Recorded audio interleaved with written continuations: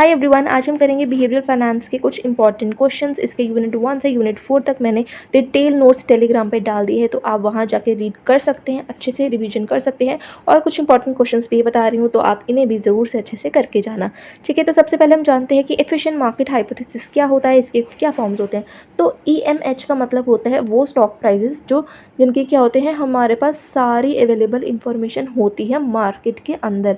तो ये बहुत ज़्यादा डिफ़िकल्ट हो जाता है कि हम इस इंफॉर्मेशन का यूज़ करके कुछ एक्स्ट्रा प्रॉफिट अर्न कर पाएँ। तो इसके ना 3 फॉर्म्स होते हैं। एक होता है वीक फॉर्म, तो जो स्टॉक प्राइस होता है ना, इसके अंदर क्या होता है, पास्ट डेटा होता है, जैसे उसका प्राइस, वॉल्यूम। तो जो टेक्निकल एनालिसिस है ना, इतनी हेल्प नहीं करती है। फिर हमारे पास आता है सेमी स्ट्रॉन्ग फॉर्म। इसके अंदर जो स्टॉक प्राइजेस होते हैं ना, वो इंक्लूड करते हैं सारी पब्लिक इन्फॉर्मेशन को, जैसे न्यूज़, फाइनेंशियल रिपोर्ट्स। तो जो फंडामेंटल एनालिसिस है ना, इसमें कोई भी प्रॉफिट नहीं देते। फिर आता है स्ट्रॉन्ग फॉर्म, जो स्टॉक प्राइजेस है ना, वो इंक्लूड करता है सारी इन्फॉर्मेशन को, चाहे वो प्राइवेट हो, इनसाइडर हो, ताकि कोई भी जो है मार्केट को कंसिस्टेंटली बीट ना कर पाए। ठीक है, तो मैंने इजी लैंग्वेज में नोट्स में सब कुछ बताया है, तो आप वहाँ से जाके रिवीजन कर सकते हो। फिर है प्रॉस्पेक्ट थ्योरी। क्या होता है ये, एक्सपेक्टेड यूटिलिटी थ्योरी से कैसे अलग है।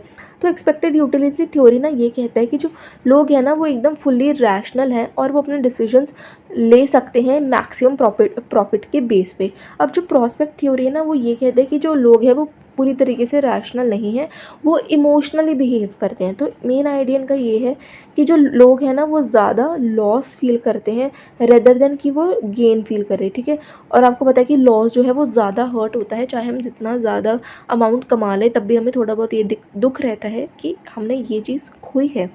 ठीक है, और लोग जो है वो अपने कंपेयर करते हैं रिजल्ट्स अपने रेफरेंस पॉइंट के साथ भी, उनके परचेज पॉइंट के साथ। ठीक है, वही एग्जांपल है कि अगर 500 रुपये हमने खोए हैं ना, तो वो हमें ज़्यादा दुख देगा रेदर देन कि हमने 500 रुपये कमाए हैं। ठीक है, अब 4 बिहेवियरल बायसेस कौन से होते हैं। एक होता है ओवर कॉन्फिडेंस। इन्वेस्टर्स ना सोचते हैं कि वो स्मार्टर हैं, बट इससे क्या होता है, वो रॉन्ग ट्रेडिंग डिसीजंस ले लेते हैं। दूसरा होता है हॉट बिहेवियर। जो लोग हैं ना, वो दूसरों को फॉलो करते हैं, खुद का नहीं सोचते, जिससे बहुत ज़्यादा क्रैशेस होते हैं। फिर आता है फैमिलियरिटी बायस। इसमें क्या होता है, जो इन्वेस्टर्स हैं ना, वो प्रेफर करते हैं सिर्फ नोन कंपनीज या लोकल स्टॉक्स को ही, अगर बेटर ऑप्शंस एग्जिस्ट करते हैं तब भी। फिर आता है एंकरिंग बायस। इसमें क्या होता है, जो लोग हैं ना, अपने स्टिक इनिशियल इन्फॉर्मेशन पे ही स्टिक रहते हैं, मतलब कि वो अपने स्टॉक को सेल ही नहीं करते जब तक वो परचेज प्राइस से नीचे ना आ जाए। ठीक है, फिर हम पढ़ते हैं कि स्टॉक एनोमलीज क्या होता है, जानवर इफेक्ट एंड डे और द वीक इफेक्ट क्या होता है। तो स्टॉक मार्केट एनोमलीज का ना एक पैटर्न होता है ये मार्केट के अंदर। ठीक है, that should not exist if markets are fully efficient but still happen. तो ये ना एक पैटर्न होता है मार्केट के अंदर, और ये एग्जिस्ट नहीं करता अगर मार्केट्स अच्छी तरीके से एफिशिएंट नहीं होती। ठीक है, तो जनवरी इफेक्ट क्या होता है, जो स्टॉक के रिटर्न होते हैं ना, वो जनवरी में क्या होते हैं, हायर होते हैं, चाहे वो स्मॉल कंपनीज हो, क्योंकि जो इन्वेस्टर्स होते हैं ना, वो दिसंबर में क्या करते हैं, बेच देते हैं टैक्स की वजह से, और दोबारा से जनवरी में खरीद लेते हैं। Day of the weak effect की बात करें, तो जो कुछ स्टॉक रिटर्न है ना, वो मंडे को कम होते हैं और फ्राइडे को ज़्यादा होते हैं, क्योंकि वीकेंड न्यूज़ और इन्वेस्टर का बिहेवियर भी डिपेंड करता है। फिर आता है adverse selection and moral hazard. तो ये दोनों होते हैं जब कोई भी इंफॉर्मेशन का डिफरेंस होता है दोनों पार्टीज़ के बीच में।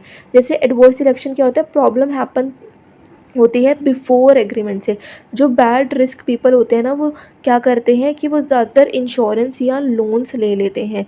ठीक है, एडवर्स सिलेक्शन होता है। जैसे सिक पीपल है, वो क्या करेंगे, ज़्यादा से ज़्यादा हेल्थ इंश्योरेंस लेंगे। फिर आते हैं मॉरल हज़ार्ड। मॉरल हज़ार्ड क्या होता है कि अब कोई चीज़ आपके साथ हो रही है बट एग्रीमेंट के बाद हो रही है। जैसे लोग जो है ना, वो ज़्यादा रिस्क लेते हैं क्योंकि वो ऑलरेडी प्रोटेक्टेड हो चुके होते हैं। जैसे अब किसी पर्सन के पास इंश्योरेंस है, बट वो तब भी केयरलेसली ड्राइव करे, क्योंकि उसे पता है कुछ भी हो जाए मुझे इंश्योरेंस तो मिल ही जाएगा ना। तो ये मॉरल हज़ार्ड होता है कि एग्रीमेंट के बाद तुम जानबूझ के कोई चीज़ कर रहे हो। फिर आता है बाउंडेड रैशनैलिटी। तो बाउंडेड रैशनैलिटी का मतलब होता है, जो लोग हैं ना, हमेशा परफेक्ट डिसीजंस नहीं लेते, क्योंकि वो उनके पास लिमिटेड इन्फॉर्मेशन, टाइम और थिंकिंग एबिलिटी होती है।